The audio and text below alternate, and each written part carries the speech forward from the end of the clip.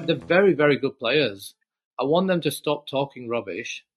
Stop sort of thinking that they're saving Test cricket or they're changing this game, Matt. And I know you're going to push back on this anyway, but Test cricket in England always sells out.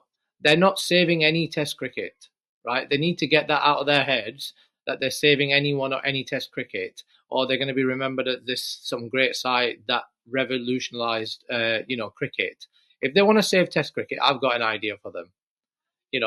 Help share the revenue so some of the smaller teams can actually compete with them. They're playing against West Indies and Sri Lanka, and it's so difficult for them teams to compete with England from a resources because of. We're going to go into this, but that the whole big three thing and all the the resources. If they want to save Test cricket, how about share the resources with some of the smaller nation? But they need to get out of this. These words, and because it's actually quite cringe-worthy. Genuinely, it is getting so cringe because I sit here and I've just pulled up the Test rankings. They're 9th out of 9, right? They're below Bangladesh, South Africa, and also in the Test Championship rankings. I think we're in the third year of it, and England have never, just because they can talk about we don't care about the rankings. Well, actually, we judge. Genuinely, in 10, 20 years' time, you'll be judged on what trophies and what stuff you win, not whether you hit 200 in a session once.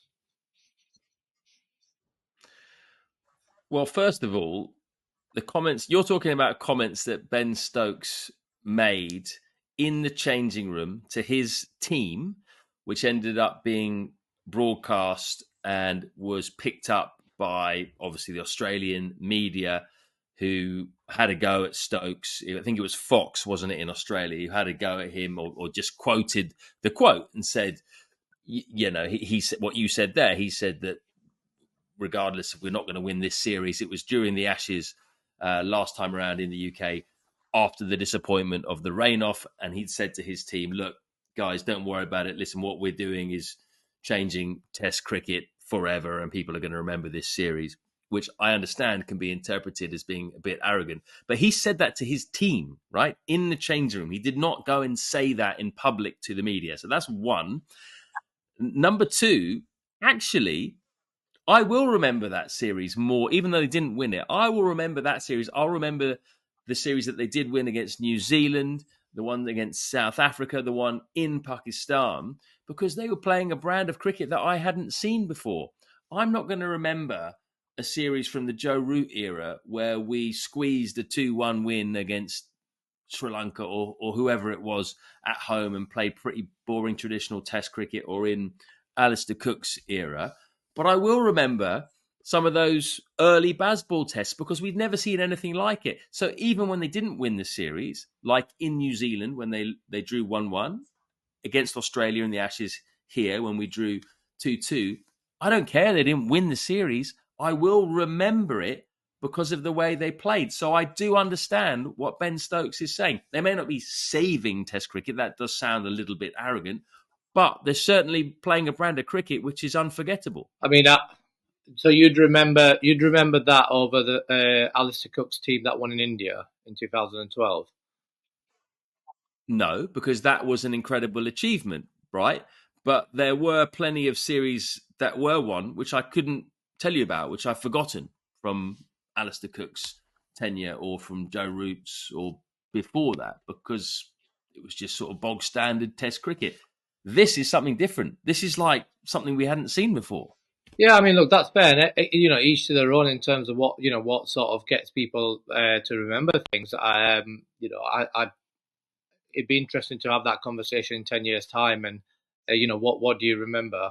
But it's remembering stuff because it's different, and saving Test cricket is two different things. And in terms of your first point of it was in a dressing room, well, the ECB put it out. Australia hasn't put it out.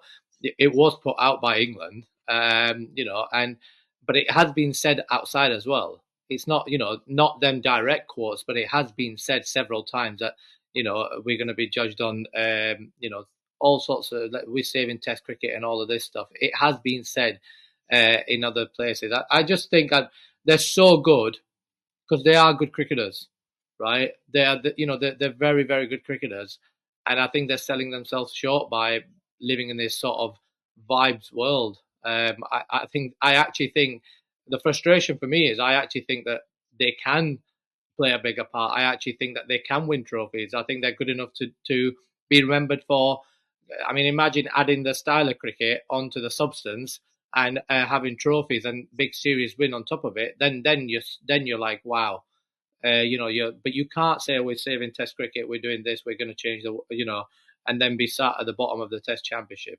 It just, the two things don't stack up, and honestly, it is cringe. It genuinely is cringe. I agree with what Tim Paine said, and I know everyone loves having a go at Tim Paine, but I think I agree with what he had to say. I don't. I think what he said was cringe. I think people like Tim Paine and a few other Australian fans and players, I think they don't like the fact that we are playing Baz Ball, because Australia, they used to be the Baz Ballers. They would be the exciting ones. And now they're a bit more, they play excellent cricket. They're a great team. But you know what I mean? They're a bit more Oh, I traditional, a don't bit know more about formula. I that. think they I want to don't, be secretly, they want to be playing Baz nah, Ball. mate, he said, he basically spelled out the facts. Really, he said, "Well, you're just an average team," and you're not on the results. They are possibly, as he said, possibly below average. You can't tell me that Australia are sat there going, "Oh, I wish I could play like this." Oh, I wish I could. I'm sorry, Matt. No, they are. They're the current Test Championship holders. Up until a few weeks ago, that I mean, they're the 50 over World Cup holders. They're serial winners, and I'm 150% sure none of them are sat there going, "Oh, you know what? I'd love to swap that for 3 reverse sweeps on the first morning of a game, or a scoop when your team's in trouble and get caught second slip." Please, you've got to get out of that mindset. Listen, they would love to be winning like they are, but everyone talking about them as the Baz Ballers. They love being that, this sort of innovators playing sexy cricket. That's what they always used to do, Australia. You remember that they pioneered fielding, throwing. They were the gun fielding side. They were the super aggressive batting side. They were a really aggressive side. Now they're still a great side, but they are just a little bit more pragmatic in the way that they do things. And I think they don't like the fact that we get a lot of attention.